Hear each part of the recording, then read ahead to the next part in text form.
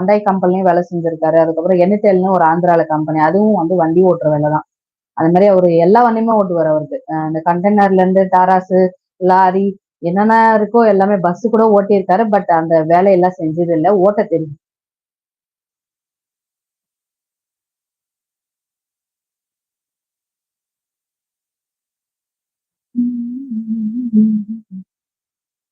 எங்கள் ஆயா அடிக்கடி சொல்லுவாங்க, சொல்லும் சகோ. ஆமா, கண்டிப்பா உண்மைதான் அது.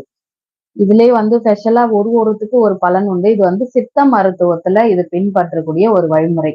இந்த மைய பகுதியில வயித்துல மையப்பகுதி தொப்புள்ல வந்து நெய் கூட வைக்கலாம். ஒண்ணுத்துக்கு ஒரு பலன். அதே மாதிரிதான் மார்னிங் எம்டி ஸ்டமக்ல பிரஷ் பண்ணிட்டு ஒரு ஸ்பூன் வந்து தேங்காய் நல்லெண்ணெய், நல்லெண்ணெய் எல்லாம் வந்து பாத்தீங்கன்னா ஆயில் புல்லிங்னு சொல்லுவாங்க. வாயில ஒரு 2 ஸ்பூனை ஊத்தி நல்லா கொப்பளிக்கணும். அதெல்லாம் பண்ணும்போது பாத்தீங்கன்னா நரம்பு சம்பந்தப்பட்ட எல்லா பிரச்சனைக்குமே வந்து தீர்வா இருக்கும்.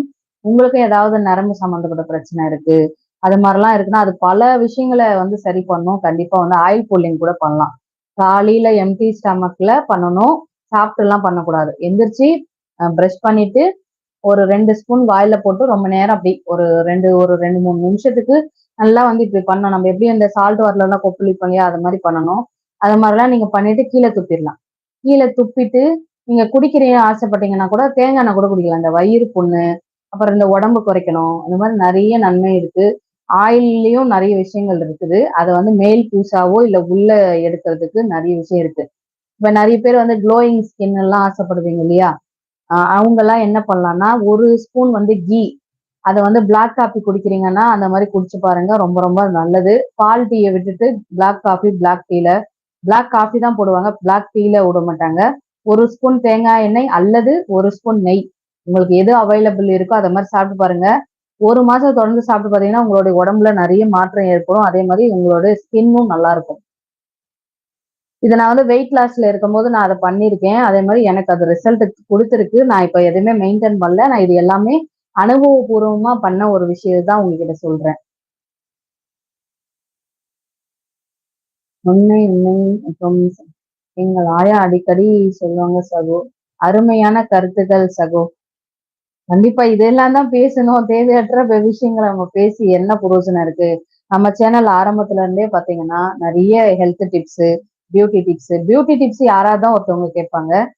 அதுக்கு சம்மந்தப்பட்டது. அப்புறமா வெயிட் குறைய, இது மாதிரி ஏதாவது கேட்பாங்க. எனக்கு என்னென்னலாம் தெரியுமோ அதெல்லாம் நான் சொல்லியிருக்கேன்.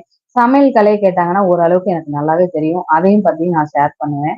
இது மாதிரி தான் நான் ஒரு நல்லா பேசுவேன். அதுக்கப்புறம் வந்து பாத்தீங்கன்னா யாராவது ஏதாவது சொல்லுவாங்க நிறைய பேர். எனக்கு இப்படி ஆயிடுச்சு, அப்படி ஆயிடுச்சு, அம்மா இல்ல, இந்த மாதிரி ஆயிருக்கு, அந்த மாதிரி ஆயிருக்கு. அவங்களுடைய ஏதாவது ஒரு ஃபீல் இருந்தா நம்ம கிட்ட சொல்லும்போது நம்ம மோட்டிவேஷனலா பண்ணி அவங்கள கொஞ்சம் மோட்டிவேட் பண்ற மாதிரி ஒரு 4 வார்த்தை அன்பா பேசுறதுனால ஒண்ணும் இல்லை. அவங்கள நம்ம மோட்டிவேஷனலாவும் பேசி சப்போர்ட் பண்ணுவோம். நம்ம லைவே இதுதான், இந்த பேட்டர்ன் தான். அது நிறைய பேர் விரும்ப மாட்டாங்க. எதிர்பார்க்கறதுல நிறைய பேர் இந்த மாதிரிலாம் விரும்ப மாட்டாங்க பேச. வேற எதையோ ஒண்ணுதான், ஏதோ ஒண்ணு பேசணும்னு தான் விரும்புறாங்க. இந்த விஷயத்தெல்லாம் அவங்களுக்கு தேவைப்படல. நான் டெய்லி பிளாக் டீல நெய் ஊத்தி குடிப்பேன் அக்கா. சூப்பர் சூப்பர் சூப்பர், அருமை அருமை. கண்டிப்பா குடிங்க. அதே மாதிரி நல்ல ஸ்கின்னுக்கும் ரொம்ப நல்லது. நம்ம நரம்பு சம்பந்தப்பட்ட எந்த பிரச்சனையும் வராது. அது ஸ்மூதனிங் பண்ணி கொடுக்கும். அதே மாதிரி இந்த கட்டக் கட்டக்குன்னு சவுண்ட் வரும் இல்லையா, நான் ஏற்கனவே உங்களுக்கு சொல்லியிருப்பேன்னு நினைக்கிறேன். அவங்களுக்கு எல்லாம் வந்து அந்த மாதிரி சத்தம் வராது. எந்திரிக்கும் போது நட்டக்குன்னு சத்தம் வரும். அப்புறமா உட்காரும் போது சத்தம் வரும். அந்த அதே மாதிரி நமக்கு ஜாயிண்ட்ல எல்லா இடத்துலயுமே வறட்சி நிறைய ஏற்பட்டுச்சுன்னா கழுக்கு கழுக்கு கழுக்குன்னு ஆயிடும். திடீர்னு ஏதாவது ஃப்ராக்சர் ஆக வாய்ப்பு இருக்கு. அந்த மாய்ஸ்டர் வந்து நம்ம வந்து வயசாக வயசாக அந்த பசை வந்து குறைஞ்சிக்கிட்டே வரும். அப்ப நீங்க வந்து இந்த மாதிரி நெய் எடுக்கும் போது, இல்ல கோகனட் ஆயில், இல்லைன்னா ஆயில் புல்லிங் இந்த மாதிரி எல்லாம் பண்ணும்போது அந்த மசில்ஸும் நல்லா ஸ்ட்ரென்த்தா இருக்கும். நரம்பு சம்பந்த பிரச்சனை வராது. அதே மாதிரி அந்த உள்ள இருக்கக்கூடிய அந்த ஜாயின்ஸ் எல்லாம் வந்து பாத்தீங்கன்னா நல்லா வந்து பசைத்தன்மை இருக்கும். இப்ப நான் கால் முட்டிலாம் வந்து திடீர்னு ஒரு மாதிரி வலிக்குது, ட்ரை ஆயிட்டாலும் அந்த மாதிரி வலி வரும். கால் வலிக்குதுன்னு நினைப்பீங்க. இந்த ட்ரைனஸ் கம்மி ஆயிடுச்சுன்னா உங்களுக்கு கால் வலிக்கும். அந்த ட்ரைனஸ் எல்லாம் கரெக்டா இருக்கும்போது உங்களுக்கு அந்த மாதிரி கால் வலி வராது. இதுல நிறைய விஷயம் இருக்கு. ஒண்ணு ஒண்ணா சொல்லிக்கிட்டே போலாம். ஒரே பேசிக் சிம்பிள் விஷயம் தான், அதை நிறைய பேர் பண்றது இல்ல. அது மாதிரி பண்ணாலே நமக்கு நிறைய விஷயங்கள் தடுத்துக்கலாம்.